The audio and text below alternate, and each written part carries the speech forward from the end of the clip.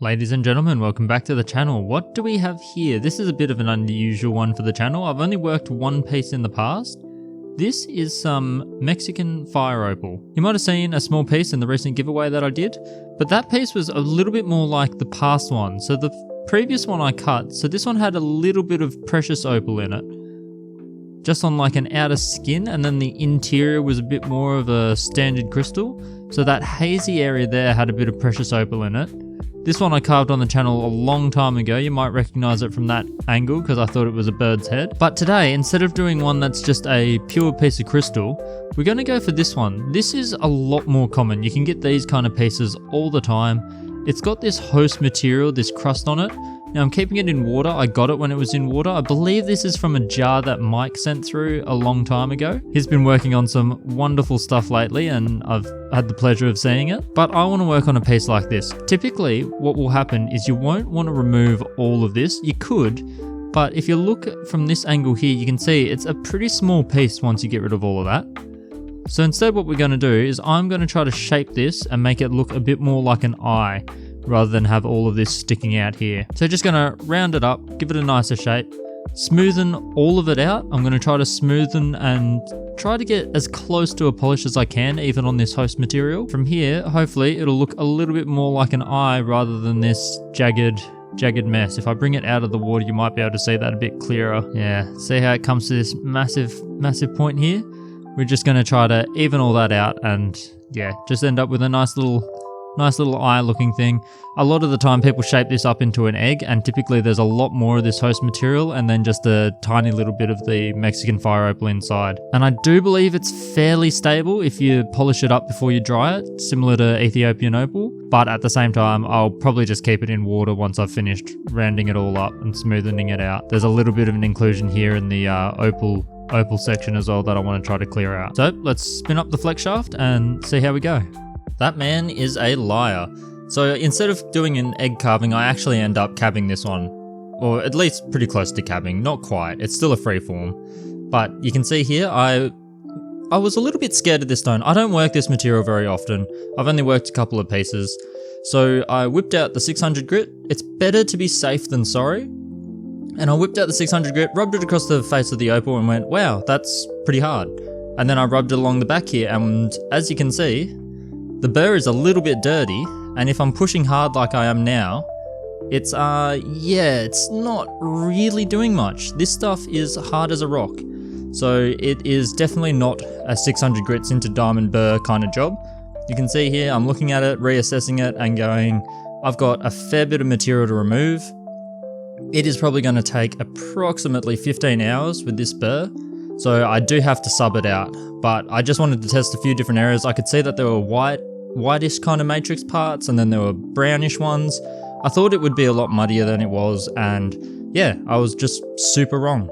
Super wrong. You can see I'm still persisting a little bit, but then I give up.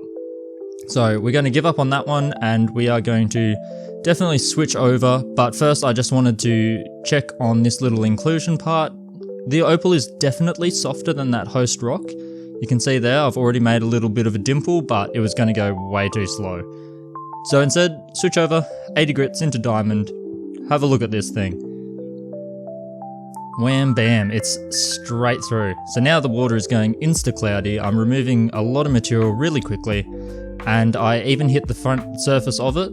So I hit the opal, but I'm also looking at it and looking at those edges and thinking, I'm just going to bring it in. I thought about making it more of an egg. That's the more traditional thing that I've seen, but I thought I'd bring it all the way in. Leave a little bit of crust on the outside. You can see here, just after the 80, it leaves the surface nice and foggy. Pretty aggressive burr. It's also got a lot of facets in it still, so we're going to drop back to the 600. So it's 600 grit, and we'll just even it all out, hit everything, because I hit everything with the 80. Technically, you don't have to really hit the sides and the face, but I want to bring the sides in a little bit more, just pretty carefully now. Mostly just evening it out rather than removing material, because the 600, yeah, it really doesn't remove it that well. Even the opal itself is pretty hard, so I'm certain this thing will be stable, but I don't dry it yet. I'll do it slowly like I do with the Ethiopian just in case. And then, yeah, switch over to the 280 grit Nova, the black one, and do the sides. I'm I'm doing the sides and the face. I'm doing those sides, as you saw just then, there's a little bit of opal, like speckles of opal all amongst it, kind of like a matrix opal, but a little bit blobbier. And I really like the look of it, so I'm keeping that.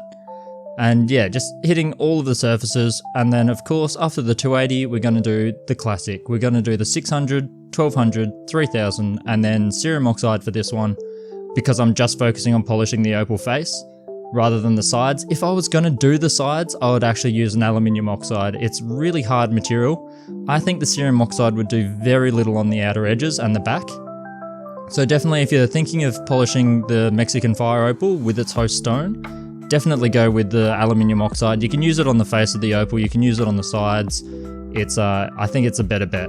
So yeah, that's the full combo, but most interesting is looking at the final result. So let's have a quick gander. Well, ladies and gentlemen, here we are at the end, and it's it's not how I actually imagined I would do it. Instead of leaving it as an egg, I ended up pretty much capping it. So I've left a lot of back on. I'll trim that back. It'll only take a couple seconds on the flat lap to just bring that back to match the height of my bezel. But if you look really carefully here, I'm going to keep it a little bit moist. I'm a bit scared of it being not stable. One day when I'm braver, I will dry it fully. But if you have a look through the face, it's got like a cool little swirly pattern in the back. I think also the back, if we have a look at it, it reminds me of like a shot of Jupiter. There's all these little dots of opal scattered amongst it.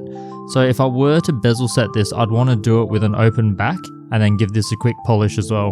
And maybe even have some like cutouts on the sides and on the edges, because stuff like that looks pretty cool. It's almost trying to do like a honeycomb in the actual host material.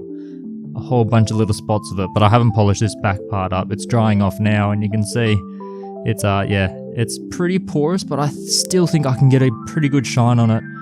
Because like we showed in the carving portion, I did have to drop all the way back to the 80 grit to get through this stuff. It is super hard. It is surprisingly hard. So it is actually more of a rock than, for some reason I was expecting it to be a bit more softer, like the Ethiopian opal or like the Boulder opal. I thought it would turn into a mud, but it is actually a really hard host material. But I wonder if I can magnify it underwater. Oh yep, that works a bit better. Cool little swirl on the inside.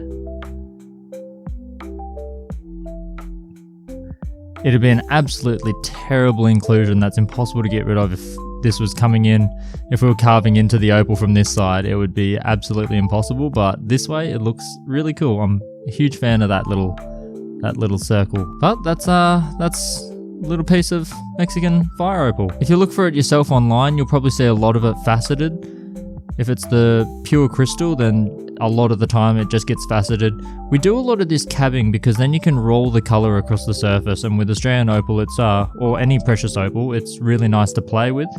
But when you come to like potches and stuff like that, you don't really need to cab it, so I can understand why a lot of people facet it. If I had a faceting machine, I'd love to try it, but I don't, and that's going to be something I do when I retire maybe. There's too much to do carving and cabbing for me to dabble in faceting as well. But I'm young, there's heaps of time left. Who knows, one day might be doing it. What I do know for sure is that I need to get on a couple other projects because they're getting close to wrapping up, and there should be entire video series coming out, particularly on treating matrix opals. That's the Andamuka and Boulder fairy opal style. But also, it's about time I got the silversmithing stuff out, so a lot of stuff. I just got to take a week off work and I should be able to piece it all together and get it out. These little carvings I do straight after work and get the videos edited, so I don't have a lot of time to finish off a lot of these big projects, but I've got a lot of built up annual leave and I'll use that and we'll get these ones released. The weekends just aren't cutting it. And speaking of cutting it, this one's done.